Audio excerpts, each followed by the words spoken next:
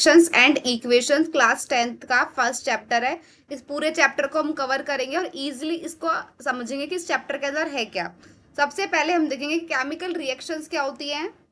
तो chemical reactions क्या होती है, कोई भी सब्सटेंस चेंज होता है और नया सब्सटेंस फॉर्म करता है नई प्रॉपर्टीज के साथ, न्यू केमिकल प्रॉपर्टीज के साथ, तो उसे हम क्या बोलते हैं, केमिकल रिएक्शन बोलते हैं। The process in which a substance undergoes change to produce new substance, मतलब किसी भी सब्सटेंस के अंदर कोई भी चेंज हो गया, एक नया सब्सटेंस फॉर्म हो रहा है नई प्रॉपर्टीज के साथ, तो उसे हम क्या बोलेंगे, केमिकल रिएक्शन बोलेंगे। फॉर एग्जाम्पल यहाँ पे मैग्नीशियम ऑक्सीजन से जब रिएक्ट कर रहा है तो क्या फॉर्म कर रहा है, एक नया सब्सटेंस फॉर्म कर रहा है, मैग्नीशियम ऑक्साइड। अब जब मैग्नीशियम और मैग्नीशियम ऑक्साइड की प्रॉपर्टीज भी डिफर है, तो केमिकल रिएक्शन यही होती है कि कोई भी सब्सटेंस तब रिएक्ट करते हैं और एक नया सब्सटेंस फॉर्म करता है नई प्रॉपर्टीज के साथ, तो उसे हम क्या बोलते हैं, केमिकल रिएक्शन बोलते हैं। अब how to write chemical reaction in equation form, chemical reactions को इक्वेशन फॉर्म में, केमिकल इक्वेशन में कैसे नोट डाउन करता है, कैसे लिखते हैं, ये हम देखेंगे। तो यहाँ पे क्या है, मैग्नीशियम है और ऑक्सीजन है। तब मैग्नीशियम ऑक्सीजन को रिएक्ट कराते हैं तो क्या फॉर्म होता है, मैग्नीशियम ऑक्साइड फॉर्म होता है। मैग इस तरह से हम क्या करेंगे, मैग्नीशियम इसका सिंबल Mg है, ऑक्सीजन का सिंबल O2 और मैग्नीशियम ऑक्साइड का सिंबल MgO। तो हम इनको सिंबल्स के फॉर्म में लिखेंगे जिससे हमारी इक्वेशन थोड़ी छोटी दिखाई दे और अच्छी दिखाई दे और मतलब अंडरस्टैंडेबल हो। ठीक है। अब जहाँ पे क्या है, ये जो दो सब्सटेंस है ये रिएक्ट कर रहे हैं तो इनको हम क्या बोलते हैं, रिएक्टेंट्स बोलते हैं। और ये जो नया सब्सटेंस फॉर्म हुआ है, जो नया सब, उसे हम क्या बोलते हैं, प्रोडक्ट बोलते हैं। ठीक है। फॉर एग्जाम्पल दो substance which undergoes a chemical change called reactants, मतलब उन सब जिन सब्सटेंस के अंदर क्या होता है, केमिकल चेंज होता है, उन्हें हम क्या बोलेंगे, रिएक्टेंट्स बोलेंगे। फॉर एग्जाम्पल यहाँ पे जिंक है और सल्फ्यूरिक एसिड है, इनके बीच में क्या हो रहा है, केमिकल चेंज हो रहा है, तो इनको हमने क्या बोला, रिएक्टेंट बोला। और केमिकल चेंज होने के बाद जो नया सब्सटेंस फॉर्म होता है उसे हम क्या बोलते हैं, प्रोडक्ट बोलते हैं। The new substance form during a reaction called product, reaction के बाद जो नया सब्सटेंस फॉर्म हो रहा है उसे हम क्या बोलेंगे, प्रोडक्ट बोलेंगे। यहाँ पे जो जिंक है और जो सल्फ्यूरिक एसिड है वो क्या है, रिएक्टेंट्स है। ये हमेशा कौन सा साइड लेके जाते हैं, लेफ्ट हैंड साइड लिखे जाते हैं। और जो प्रोडक्ट है वो हमेशा RHS राइट हैंड साइड लिखा जाता है। और यहाँ पे जिंक सल्फेट और हाइड्रोजन क्या है, प्रोडक्ट है। हम देखें केमिकल इक्वेशंस को बैलेंस कैसे करते हैं। तो केमिकल इक्वेशंस को बैलेंस करने का एक सिंपल सा फंडा है कि रिएक्टेंट के अंदर जो एलिमेंट्स के अंदर जो एटम प्रेजेंट है वो इक्वल होने चाहिए प्रोडक्ट के अंदर जो एलिमेंट है उनके एटम्स के। मतलब रिएक्टेंट के एटम इक्वल होंगे प्रोडक्ट के एलिमेंट्स के एटम के, तो क्या है, हमारी इक्वेशन बैलेंस है। फॉर एग्जाम्पल यहाँ पे आयरन एक एलिमेंट है और यहाँ पे क्या है, आयरन ये भी एक एलिमेंट है। लेकिन यहाँ पे आयरन कितने हैं, एक है, और यहाँ पे कितने हैं इसके एटम, तीन एटम, तो मतलब ये अनबैलेंस है। तो अगर यहाँ पे भी 3 आयरन हो जाए तो आयरन और आयरन बैलेंस हो जाएगा। इसी तरह हम केमिकल इक्वेशन को बैलेंस करते हैं, मतलब कि जितने भी एटम्स हैं एलिमेंट्स के उनको इक्वल करना होता है। तो सबसे पहले देखते हैं, आयरन है, इसने क्या करा, वाटर से ट्रीट करा, देन क्या फॉर्म करा, मैग्नेटाइट Fe3O4 फॉर्म करा, हाइड्रोजन गैस रिलीज करी। ठीक है। तो इसको बैलेंस करने का एक तरीका है कि जितने भी एलिमेंट्स प्रेजेंट हैं उनको हम एक साइड नोट डाउन कर लेंगे, देन टेबल बनाएंगे और रिएक्टेंट और प्रोडक्ट की। तो आप देखेंगे आयरन के अंदर कितने एटम प्रेजेंट है रिएक्टेंट्स के पास, तो क्या इतने हैं, 1 है। सेम प्रोडक्ट के अंदर आयरन में कितने एटम्स प्रेजेंट हैं, 3 है, तो 3 नोट डाउन करेंगे। अब देखेंगे हाइड्रोजन में, हाइड्रोजन कितने हैं, 2 है, देन 2 नोट डाउन करा। हाइड्रोजन प्रोडक्ट में कितने हैं, 2 है, देन 2 नोट डाउन करा। अब ऑक्सीजन पे आए, ऑक्सीजन कितने हैं रिएक्टेंट्स में, 1 है, तो 1 नोट डाउन करा। और यहाँ पे कितने हैं, 4 ऑक्सीजन है, तो 4 नोट डाउन करा। ओके। अब देखिए, देखते हैं, तो हाइड्रोजन तो ऑलरेडी बैलेंस है, बट आयरन नहीं बैलेंस है और ऑक्सीजन भी बैलेंस नहीं है।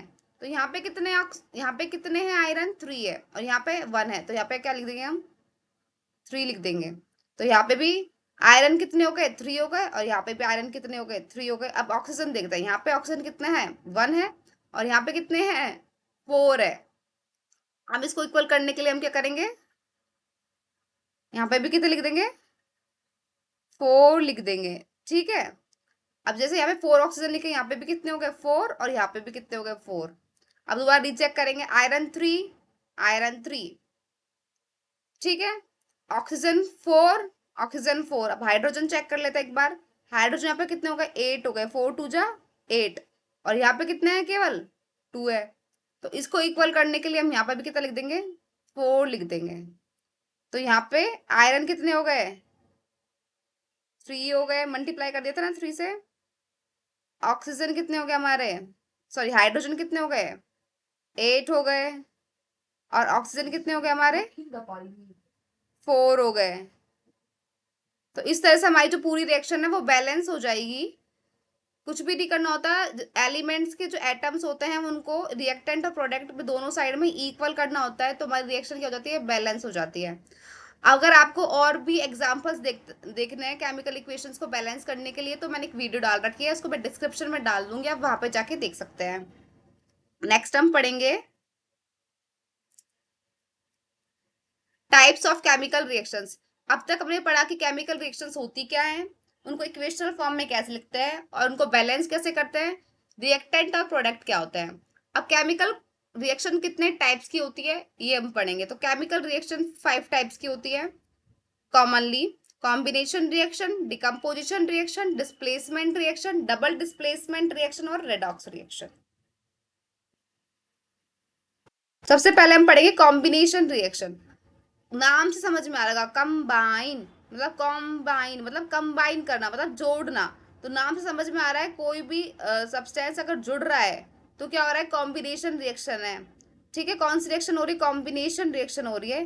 तो इसके अंदर यही है, अगर दो या दो से ज्यादा सब्सटेंस मिलके एक नया substance, new single substance form करते हैं और एक नया प्रोडक्ट फॉर्म करते हैं कंबाइन होके, तो उसे हम क्या बोलते हैं, कॉम्बिनेशन रिएक्शन बोलते हैं। व्हेन टू और more than to substances combine and form a new single product called combination reaction। तो मतलब क्या होता है, दो या दो ज्यादा सब्सटेंस क्या हुए, कंबाइन हुए और क्या फॉर्म करा, एक नया प्रोडक्ट फॉर्म करा, उसे हम क्या बोलेंगे, कॉम्बिनेशन रिएक्शन बोलेंगे। यहाँ पे एग्जांपल है कैल्शियम ऑक्साइड। तब हम कैल्शियम ऑक्साइड को किससे ट्रीट करते हैं, वाटर से ट्रीट करते हैं, तब हमको क्या मिलता है, कैल्शियम हाइड्रोक्साइड मिलता है, ठीक है। कैल्शियम ऑक्साइड का कॉमन नेम क्विकलाइम है, एंड कैल्शियम हाइड्रोक्साइड का जो कॉमन नेम है वो क्या है, स्लेक्ट लाइम है। तो यहाँ पे क्या है, दो सब्सटेंस है, दो सब्सटेंस आपस में कंबाइन हुए, आपस में मिले और क्या फॉर्म करा, एक सिंगल प्रोडक्ट फॉर्म करा, उसे हम क्या बोलेंगे, कॉम्बिनेशन रिएक्शन बोलेंगे। तो किसका एग्जाम्पल हुआ, कॉम्बिनेशन रिएक्शन का एग्जाम्पल हुआ, ठीक है। अब यहाँ पे रिएक्शंस के अंदर जो स्लेक्ट लाइम और हमने क्विक लाइम, जो दो वर्ड्स यूज करे थे ना, उनको एक्सप्लेन किया गया हुआ है। तो जो स्लेक्ट लाइम होती है ना, ये व्हाइट वॉशिंग वॉल्स में काम आती है। मतलब कि आपने देखा होगा जो अपने नए घर होते हैं उनमें जब हम पुट्टी करते हैं, तो पुट्टी करते हैं तो एक व्हाइट पेंट, एक shiny shiny shiny white paint होता है ना, वो किसके थ्रू होता है, स्लेक्ट लाइम के थ्रू होता है। तो हम कुछ भी नहीं करते, हम क्या करते हैं, जो क्विक लाइम होता है मतलब जो कैल्शियम ऑक्साइड होता है, उसको हम किस में डाल देते हैं, वाटर में डाल देते हैं। ये सॉलिड फॉर्म में होता है, जैसे पत्थर होता है ना व्हाइट कलर के, उस तरह से होता है। इसको जैसे हम व्हाइट किस में डालते हैं, वाटर के अंदर डालते हैं, ये रिएक्ट करते हैं और क्या फॉर्म करते हैं, कैल्शियम ऑक्साइड फॉर्म करते हैं। उसको हम क्या करते हैं, पेंट कर देते हैं, उसको हम दीवारों पे पुट्टी कर देते हैं उससे, तो क्या बन जाती है, व्हाइट वॉशिंग शाइनी वॉल्स दिखती है।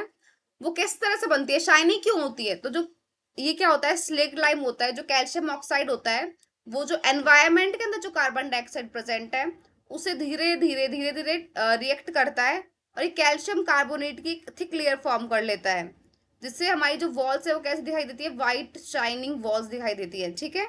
तो ये दिखा हुआ है यहाँ पे, कैल्शियम हाइड्रोक्साइड और स्लेक्ट लाइम किससे ट्रीट करता है, कार्बन डाइऑक्साइड से ट्रीट करता है, एंड क्या फॉर्म करता है, कैल्शियम कार्बोनेट फॉर्म करता है, ओके। ये एग्जाम पॉइंट ऑफ वाइज से बहुत इंपॉर्टेंट क्वेश्चन से आता रहता है, तो इसको आप जरूर देखें एक बार। यहाँ पे और एग्जांपल्स हैं किसके, कॉम्बिनेशन रिएक्शन के, जैसे बर्निंग ऑफ कोल, तो कार्बन और ऑक्सीजन दोनों कंबाइन हुए, क्या फॉर्म करा, कार्बन डाइऑक्साइड फॉर्म करा। हाइड्रोजन और ऑक्सीजन गैसेस फॉर्म में थे, दोनों कंबाइन हुए तो क्या फॉर्म करा, वाटर फॉर्म करा, ठीक है। अब हम देखेंगे reaction in which heat is release called exothermic reaction. Mostly generally जितनी भी कॉम्बिनेशन रिएक्शन होती है उन सब के अंदर हीट रिलीज होती है। तो जो रिएक्शन जिनके अंदर हीट रिलीज हो रही है उन्हें हम क्या बोलते हैं, एक्सोथर्मिक रिएक्शन बोलते हैं। फॉर एग्जाम्पल यहाँ पे मीथेन है, जब ऑक्सीजन से रिएक्ट करती है, ऑक्सीजन से ट्रीट होता है, तो क्या फॉर्म करता है, कार्बन डाइऑक्साइड H2 एंड सब कुछ कुछ हीट रिलीज करती है। सेम हम जब रेस्पायर करते हैं तो क्या, रेस्पायर करते हैं तो हम ब्रीथ करते हैं, तो आपने जब देखा होगा जब हम सांस छोड़ते हैं तो एक हीट सी हमको फॉर्म होती है ना, एक हीट सी फील होती है, नाक के पास हाथ लगा के देखेंगे, क्योंकि हम भी ये कर रहे हैं, हीट रिलीज कर रहे हैं उस टाइम पे। तो क्या होता है तब हम, जैसे हमने ऑक्सीजन ली मतलब ब्रीथ करा, तो हमारे बॉडी के अंदर जो ग्लूकोज होता है जो कि हमको फूड से मिला है, ग्लूकोज और ऑक्सीजन क्या करते हैं, रिएक्ट करते हैं और एक नया प्रोडक्ट मतलब एनर्जी रिलीज करता है, और हमारी बॉडी को क्या मिलता है, एनर्जी मिलती है। और उसे हम क्या बोलते हैं, एक्सोथर्मिक रिएक्शन बोलते हैं। तो रेस्पिरेशन भी क्या हुआ, एक एक्सोथर्मिक रिएक्शन का एग्जाम्पल हुआ। रिएक्शंस जिनके अंदर क्या होते हैं, हीट एब्जॉर्ब होती है, उन्हें क्या बोलते हैं, एंडोथर्मिक रिएक्शंस बोलते हैं। पहले हमने पढ़ा था कि रिएक्शन जिनके अंदर क्या हो रही है, हीट रिलीज हो रही है, उन्हें क्या बोल रहे हैं, एक्सोथर्मिक रिएक्शन बोल रहे हैं। सेम जिनके अंदर हीट एब्जॉर्ब हो रही है उन्हें हम क्या बोल रहे हैं, एंडोथर्मिक रिएक्शन बोलते हैं। एंडोथर्मिक रिएक्शन का एग्जाम्पल है photosynthesis and thermal decomposition of calcium carbonate. ये हम, तो क्या होता है यहाँ पे आपने देखा जब फोटोसिंथेसिस होती है प्लांट की, तो उसमें क्या करते हैं, हम सनलाइट को एब्जॉर्ब करते हैं। क्लोरोफिल क्या करता है, सनलाइट को एब्जॉर्ब करता है, जो लीव्स के अंदर प्रेजेंट होता है, एंड देन क्या फॉर्म करता है, वो ग्लूकोज फॉर्म करता है। तो एक तरह से क्या कर रहा है, वो सनलाइट को एब्जॉर्ब कर क्या कर रहा है, हीट को एब्जॉर्ब कर रहा है ना, एनर्जी ले रहा है। तो वो कौन सी रिएक्शन हुई, एंडोथर्मिक रिएक्शन हुई। सेम जब कैल्शियम कार्बोनेट है तब वो हीट एब्जॉर्ब करता है, तो क्या फॉर्म करता है, कैल्शियम ऑक्साइड, जिसका मैंने आपको एक नेम बताया था, कॉमन नेम, बहुत इंपॉर्टेंट ही बताया था। बताओ क्या होगा उसका नेम, क्विक लाइम। क्या था उसका नेम, क्विक लाइम था, ठीक है। अब हम पढ़ेंगे डिकम्पोजिशन रिएक्शन। डिकम्पोजिशन रिएक्शन के अंदर क्या होता है, ये से अपोजिट है कॉम्बिनेशन रिएक्शन के। जैसे कॉम्बिनेशन रिएक्शन में कंबाइन होकर एक नया product, single new product form होता है, सेम इस तरह इसमें क्या होता है, इसमें क्या होता है, वो जो इसमें जो सिंगल रिएक्टेंट है वो ब्रेक डाउन हो जाता है और एक सिंपलर प्रोडक्ट्स फॉर्म करता है, टूट के नए नए प्रोडक्ट में डिवाइड हो जाता है। इसे हम क्या बोलते हैं, डिकम्पोजिशन रिएक्शन। कॉम्बिनेशन रिएक्शन में हम जुड़ के एक नया प्रोडक्ट, सिंगल नया प्रोडक्ट फॉर्म करता है। इसमें क्या करता है, टूट के नए प्रोडक्ट फॉर्म करता है, एक प्रोडक्ट, एक सिंगल रिएक्टेंट होगा, ब्रेक होगा और नए नए प्रोडक्ट फॉर्म करेगा। एग्जाम्पल है फेरस सल्फेट। फेरस सल्फेट टूट के बिखर के क्या फॉर्म करा, ferric oxide, sulphur dioxide gas और सल्फर ट्राइऑक्साइड गैस, ठीक है। अब नेक्स्ट एग्जांपल आया है कैल्शियम कार्बोनेट। कैल्शियम कार्बोनेट को जैसे हमने हीट करा तो क्या फॉर्म करा, कैल्शियम ऑक्साइड, जिसे हम क्या बोलते हैं, क्विकलाइम। अभी 1 मिनट पहले ही आपको बताया था। और कौन सी गैस रिलीज कर रहा है, कार्बन डाइऑक्साइड गैस रिलीज कर रहा है, ठीक है। तब भी डिकम्पोजिशन होती है हीटिंग के थ्रू। किसके थ्रू होती है, हीटिंग के थ्रू होती है, तो उसे हम क्या बोलते हैं, थर्मल डिकम्पोजिशन बोलते हैं। और ये जो कैल्शियम कार्बोनेट है, लाइम स्टोन है, ये मोस्टली कहाँ पे यूज आता है, मैन्युफैक्चरिंग ऑफ सीमेंट में। इसका यूज भी आपको याद रखना कंपलसरी है, ये भी एग्जाम के पॉइंट ऑफ व्यू से बहुत इंपॉर्टेंट है। नेक्स्ट एग्जाम्पल है हमारा लेड नाइट्रेट। जब हम लेड नाइट्रेट को हीट करते हैं तो क्या फॉर्म हो रहा है, लेड ऑक्साइड फॉर्म हो रहा है, नाइट्रोजन डाइऑक्साइड फॉर्म हो रहा है, ऑक्सीजन गैस रिलीज हो रही है। जितने भी एग्जाम्पल्स दिए गए हैं ये सारे एनसीईआरटी के एग्जाम्पल है। एनसीईआरटी के अंदर आपको ये एक्टिविटी के थ्रू पूरी ढंग से एक्सप्लेन कर रखा है। मैंने यहाँ पे केवल एग्जाम्पल लिखे हैं। इफ यू वांट कि मैं भी एक्टिविटी समझा के फिर आपको एग्जाम्पल बताऊं, then please comment down. Next example है सिल्वर क्लोराइड है। तब ये सनलाइट एब्जॉर्ब करती है, ये एक्सोथर्मिक रिएक्शन है क्योंकि सनलाइट क्या कर रही है, एब्जॉर्ब कर रही है, तो ब्रेक डाउन हो जाती है सिल्वर और क्लोरीन गैस के अंदर। तो इसमें जो सिल्वर क्लोराइड है वो ग्रे कलर की टर्न हो जाती है सनलाइट में, क्योंकि इसमें क्या होता है, डिकम्पोजिशन हो जाता है सिल्वर और क्लोरीन का, मतलब ये दोनों बिखर जाते हैं ना, टूट जाते हैं, तो जो सिल्वर है उसका कलर आ जाता है और वो कौन से कलर में चेंज हो जाती है, ग्रे कलर में। सेम इसी तरह एक रिएक्शन और है जिसमें सिल्वर, जिसमें क्या होता है, सिल्वर जो ब्रोमाइड है वो रिएक्ट करती है किसकी, यहाँ पे सिल्वर क्लोराइड है। सेम ऐसी रिएक्शन एक एनसीईआरटी के अंदर है जिसके अंदर क्या है, सिल्वर क्लोराइड की जगह क्या है, सिल्वर ब्रोमाइड है। वो भी सनलाइट में ब्रेक डाउन हो जाती है और क्या फॉर्म करती है, सिल्वर प्लस ब्रोमाइड फॉर्म करती है। ये सब किसके अंदर काम आते हैं, फोटोग्राफी के अंदर काम आते हैं। नेक्स्ट हमारे reaction displacement reaction. Displacement reaction के अंदर क्या होता है, तब कोई भी एलिमेंट डिस्प्लेस होता है अनदर एलिमेंट, सॉरी, जब कोई भी एलिमेंट डिस्प्लेस करता है दूसरे एलिमेंट को और एक खुद एक कंपाउंड फॉर्म करता है, उसे हम क्या बोलते हैं, डिस्प्लेसमेंट रिएक्शन। मतलब एक कंपाउंड है BC, ठीक है, ए ने क्या करा, बी को यहां से क्या करा, डिस्प्लेस कर दिया, हटा दिया, और एक खुद ने नया कंपाउंड फॉर्म कर लिया AC, ठीक है। तो इसे हम क्या बोलेंगे, डिस्प्लेसमेंट रिएक्शन बोलेंगे। डिस्प्लेसमेंट रिएक्शन में बेसिकली जो हाईली रिएक्टिव एलिमेंट होते हैं वो लो रिएक्टिव एलिमेंट को डिस्प्लेस करके खुद एक न्यू कंपाउंड फॉर्म करते हैं। फॉर एग्जांपल यहाँ पे क्या है, आयरन है, और यहाँ पे क्या है, कॉपर सल्फेट है। तो आयरन क्या है, ज्यादा रिएक्टिव है किससे, कॉपर से, तो ये बोलता है कि तेरे बस की नहीं कंपाउंड फॉर्म करना, और खुद आ जाता है इसकी जगह पे, और खुद फेरस सल्फेट फॉर्म कर लेता है, और कॉपर हट जाता है। मतलब कॉपर सल्फेट की दोस्ती को कौन तुड़वा देता है, आयरन तुड़वा देता है एक तरह से। ओके, यहाँ पे एग्जाम्पल और है जिसमें क्या है, लेड है, कॉपर क्लोराइड है। दोबारा जो कॉपर है वो लीस्ट रिएक्टिव है, और जो लेड है वो हाई रिएक्टिव है। तो ये दोबारा क्या करता है, कॉपर क्लोराइड के बीच में जाकर इनकी दोस्ती को तोड़वा के खुद क्लोराइड से दोस्ती करके क्या फॉर्म कर लेता है, लेड क्लोराइड फॉर्म कर लेता है, और कॉपर को हटा देता है। ये रिएक्टिविटी सीरीज है। पोटेशियम जो होता है वो हाईली रिएक्टिव होता है, और कॉपर क्या होता है, लीस्ट रिएक्टिव होता है। इससे क्या होगा, आपको डिस्प्लेसमेंट रिएक्शन को एनालाइज करने में और पहचानने में इजी हो जाएगा। तो सबसे ज्यादा रिएक्टिव एलिमेंट कौन सा है, potassium, then sodium, then calcium, magnesium, aluminium, zinc, hydrogen and copper. Next है डबल डिस्प्लेसमेंट रिएक्शन। रिएक्शन जिनके अंदर हम क्या करते हैं, एक्सचेंज ऑफ आयंस। इसके अंदर क्या हो रहा है, आयंस का एक्सचेंज हो रहा है। डिस्प्लेसमेंट रिएक्शन के अंदर क्या होता है, जो हाईली रिएक्टिव एलिमेंट है वो डिस्प्लेस करता है लो रिएक्टिव एलिमेंट को, और इसके अंदर क्या होता है, आयंस डिस्प्लेस हो जाता है, आयंस एक्सचेंज हो जाते हैं। आपने देखा होगा कि पॉजिटिव किसको अट्रैक्ट करता है, नेगेटिव को अट्रैक्ट कर रहा है, अपोजिट अट्रैक्ट करते हैं ना। सेम दो तरह के आयंस प्रेजेंट होते हैं, positive ion and negative ion. Positive को हम कैटायन बोलेंगे, नेगेटिव को एनायन बोलेंगे।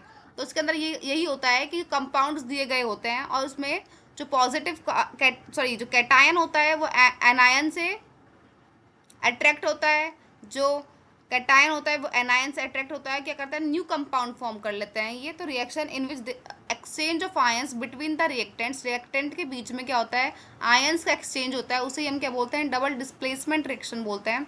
मोस्टली जितने भी कैटायंस होते हैं वो लेफ्ट हैंड साइड ही, मतलब स्टार्टिंग में लिखे जाएंगे, और जो एनायंस होते हैं वो लास्ट में लिखे जाते हैं, एक्सेप्ट एसिटेट और ऑक्सिलेट। इनके अंदर एनायंस पहले लिखे जाते हैं और कैटायंस बाद में लिखे जाते हैं।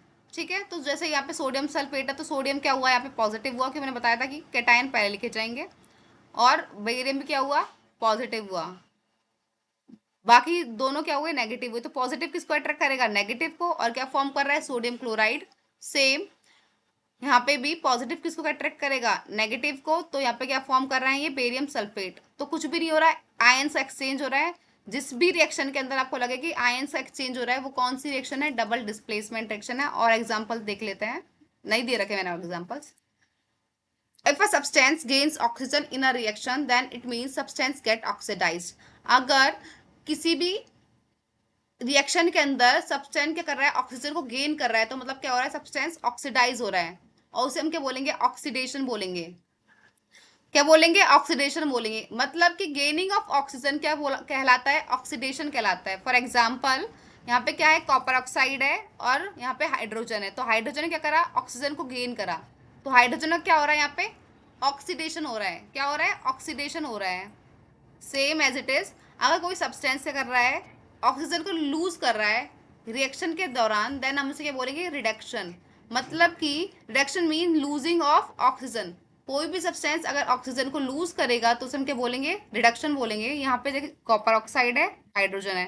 कॉपर ऑक्साइड क्या फॉर्म कर रहा है, कॉपर फॉर्म कर रहा है, तो मतलब क्या हो रहा है, रिडक्शन हो रहा है, कॉपर का रिडक्शन हो रहा है, और ये क्या कर रहा है, ऑक्सीजन को लूज कर रहा है।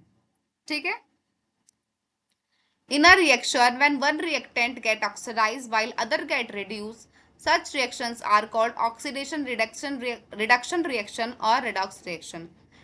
किसी भी रिएक्शन के अंदर एक रिएक्टेंट है वो ऑक्सीडाइज हो जाता है, मतलब ऑक्सीजन को गेन कर लेता है। दूसरा क्या हो जाता है, रिड्यूस हो जाता है, मतलब ऑक्सीजन को लूज कर देता है। ऐसी रिएक्शंस को हम क्या बोलते हैं, ऑक्सीडेशन रिडक्शन रिएक्शन बोलते हैं, और क्या बोलते हैं, रेडॉक्स रिएक्शंस बोलते हैं। ठीक है, मैंने आपको पहले एग्जांपल बता रखे हैं, दोबारा देखते हैं। यहाँ पे क्या है, कॉपर ऑक्साइड है, ठीक है, इसने क्या करा, ऑक्सीजन को लूज करा, मतलब रिडक्शन हो गया। यहाँ पे हाइड्रोजन है, इसने क्या कह रहा, ऑक्सीजन को गेन करा, मतलब ऑक्सीडेशन हो गया। तो ये किसका एग्जाम्पल हुआ, रिडॉक्स रिएक्शन का एग्जाम्पल हुआ, ठीक है। कुछ और एग्जाम्पल है, जैसे यहाँ पे जिंक ऑक्साइड है और यहाँ पे क्या है, कार्बन है। अब जैसे जिंक ऑक्साइड क्या करती है, ऑक्सीजन को लूज कर लेती है और क्या फॉर्म कर लेती है, जिंक फॉर्म कर लेती है। तो क्या हो गया, रिडक्शन हो गया। सेम अगर कार्बन ऑक्सीडे ऑक्सीजन को गेन कर लेता है, मतलब क्या हो गया, ऑक्सीडेशन हो गया। तो ये कौन सी रिएक्शन हुई, रेडॉक्स रिएक्शन हुई। सेम यहाँ पे मैग्नीशियम ऑक्साइड क्या करता है, ऑक्सीजन को लूज करता है, तो क्या हो गया, रिडक्शन हो गया। सेम जहाँ पे जो हाइड्रोजन है वो ऑक्सीजन को गेन करेगा, तो क्या हो गया, ऑक्सीडेशन हो गया। तो मतलब किसी भी रिएक्शन के अंदर आपको अगर ऑक्सीडेशन और रिडक्शन दोनों होते हुए दिखाई दे रहे हैं, तो आप समझ जाना कि वो कौन सी रिएक्शन है, रेडॉक्स रिएक्शन है, ठीक है। जो सब्सटेंस ऑक्सीडेशन कर रहा है उसे हम क्या बोलते हैं, रिड्यूसिंग एजेंट बोलते हैं, और जो सब्सटेंस रिडक्शन कर रहा है उसे हम क्या बोलते हैं, ऑक्सीडाइजिंग एजेंट बोलते हैं। मैं इसको आपको आराम से एक्सप्लेन करती हूँ, देखो। यहाँ पे क्या हो रहा है, कार्बन क्या कर रहा है, ऑक्सीडेशन कर रहा है, ठीक है। कार्बन मोनोऑक्साइड में कन्वर्ट हो रहा है ना, मतलब ऑक्सीजन को गेन कर रहा है ना। तो इसका उल्टा कर दो, ये जो कार्बन है वो क्या है, रिड्यूसिंग एजेंट है, ठीक है। यहाँ पे क्या कर रहा है, जिंक ऑक्साइड क्या कर रहा है, ऑक्सीजन को लूज कर रहा है, मतलब रिडक्शन कर रहा है ना, मतलब ये क्या हो गया, ऑक्सीडाइजिंग एजेंट हो गया। कुछ भी नहीं कर, हमको उल्टा करना है। रिएक्टेंट्स के अंदर ही ऑक्सीडाइजिंग एजेंट और रिड्यूसिंग एजेंट आपको फाउंड होंगे। जो भी सब्सटेंस क्या कर रहा है, ऑक्सीजन को गेन कर रहा है, उसे हम क्या बोलेंगे, रिड्यूसिंग एजेंट बोलेंगे। और जो भी सब्सटेंस क्या कर रहा है, ऑक्सीजन को लूज कर रहा है, उसे हम क्या बोलेंगे, ऑक्सीडाइजिंग एजेंट बोलेंगे। ओके।